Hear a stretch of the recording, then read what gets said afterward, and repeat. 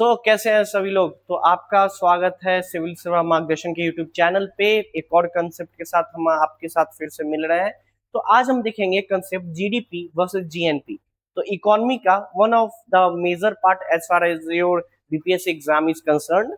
तो हम देखेंगे आज अंतर क्या होता है जीडीपी वर्सेस जीएनपी में। ठीक है, तो अगर बात की जाए जीडीपी की, तो इसका जो फुल फॉर्म होता है वो क्या होता है? Gross domestic product. ठीक है, एंड जो जीएनपी है इसका फुल फॉर्म होगा ग्रॉस नेशनल प्रोडक्ट। तो अगर आपको इसका फुल फॉर्म पता है तो कॉन्ग्रेचुलेशन, आपका आधा काम हो गया।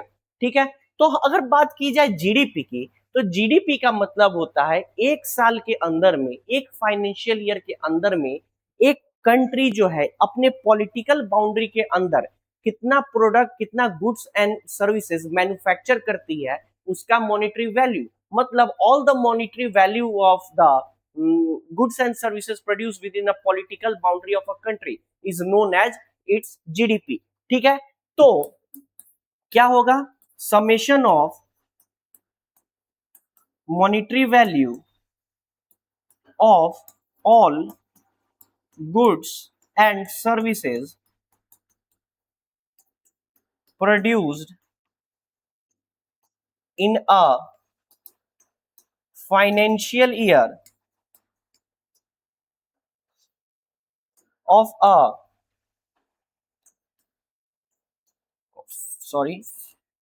within political boundary of a country। मतलब एक फाइनेंशियल ईयर के अंदर इंडिया के जो पॉलिटिकल बाउंड्री है उसके अंदर भारत ने कितने गुड्स एंड सर्विसेज का मैन्युफैक्चरिंग किया। जिसका एग्जांपल है, मान लीजिए भारत ने एक साल में 10 पेन का मैन्युफैक्चरिंग किया और 20 कॉपी का मैन्युफैक्चरिंग किया। एक पेन की कीमत थी 10 रुपया, तो 10 पेन की कीमत कितनी हो जाएगी? 100 रुपया। और 20 कॉपी की, एक कॉपी की इसमें कीमत थी आपको 20 रुपया, तो 20 कॉपी की कीमत कितनी हो जाएगी? 400 रुपया। तो अगर ये दोनों को जोड़ दीजिएगा तो कितना आएगा? 500 रुपीज। तो ये जो 500 रुपया हो गया ये हो जाएगा आपका जीडीपी। ठीक है, तो ये जो 500 रुपया क्या हो गया? जीडीपी। तो समेशन हमने ये दोनों को जोड़ा और monetary value of all goods and services, दोनों गुड्स एंड सर्विसेज को हमने ऐड किया। Produce with in a financial year, एक साल के अंदर में किसी भी कंट्री के पॉलिटिकल बाउंड्री के अंदर में जो होती है उसको क्या कहेंगे? जीडीपी। अब वही जीएनपी की बात करें तो ये हो जाएगा monetary value of all goods and service produced by nationals of a country, nationals of a country within a financial year।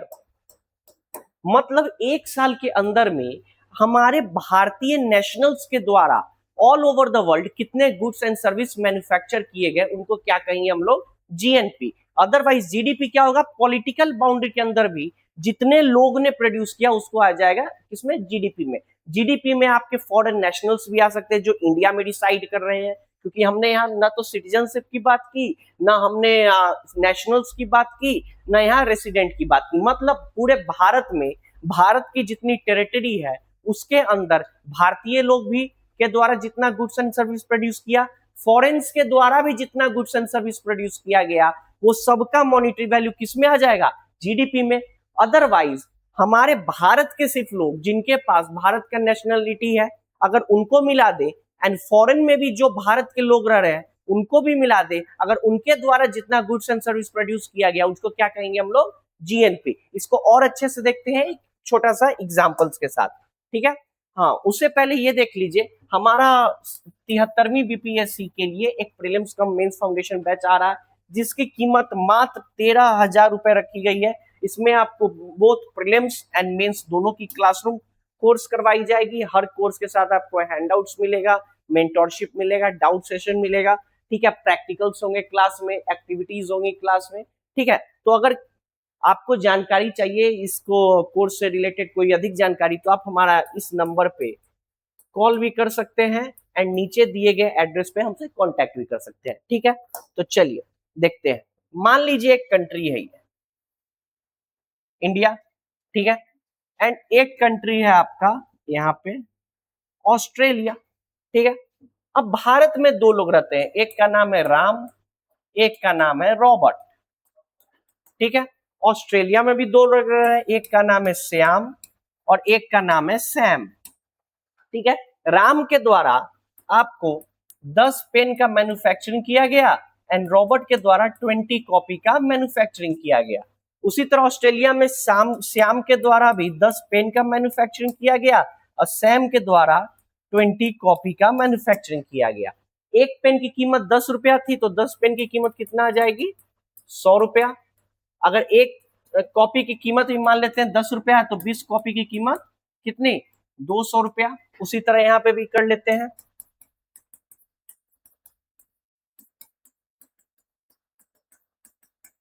हो गया।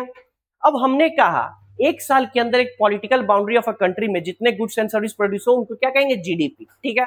तो यहाँ पे देखा जाए तो इंडिया का जीडीपी कितना होगा, ये दोनों को जोड़ देंगे, समेशन ₹100 प्लस 200, 100 प्लस 200, तो इंडिया का जीडीपी आ जाएगा 300।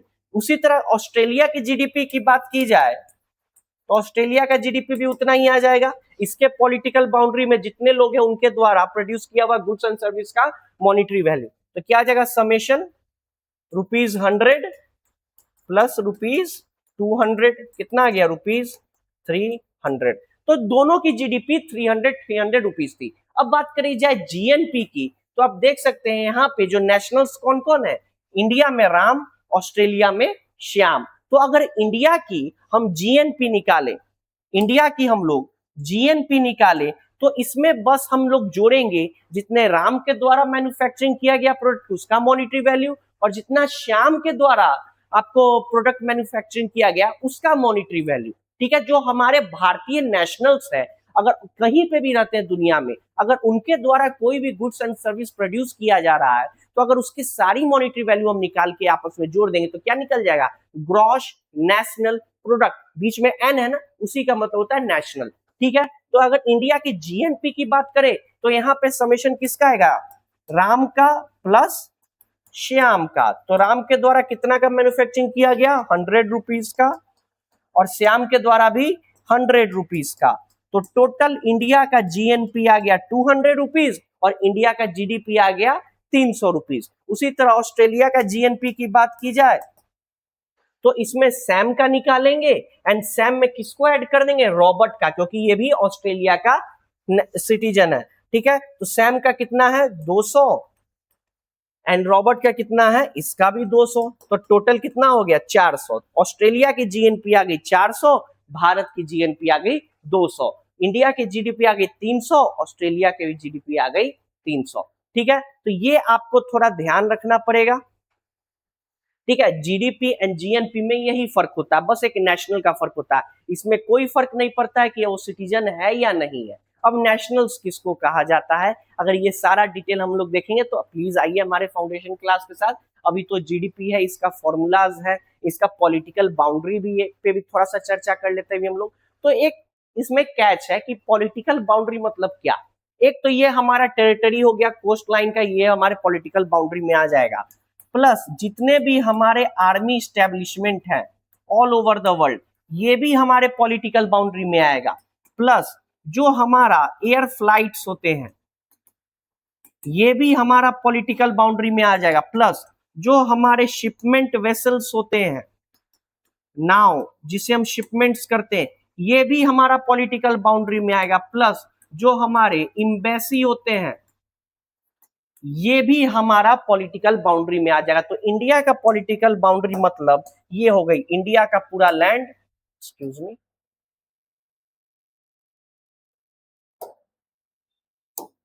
इंडिया का पॉलिटिकल बाउंड्री मतलब ये हमारा भारत का पूरा लैंड प्लस इंडियन एम्बेसी जो बाहर में आपको स्थापित है, इंडिया का आर्मी एस्टेब्लिशमेंट जो बाहर में है, जो एयर फ्लाइट्स जो with in on the air between the air आपको मूव करें एक कंट्री से दूसरे कंट्री, क्यों? क्योंकि उसकी टिकट्स भारत में खरीदी जाती है ना, तो आप भारत के में आप सर्विस बेच रहे हो तो इसलिए ये भी आ जाएगा। शिपमेंट वेसल्स, ये सारे आपके पॉलिटिकल बाउंड्रीज में आ जाएंगे।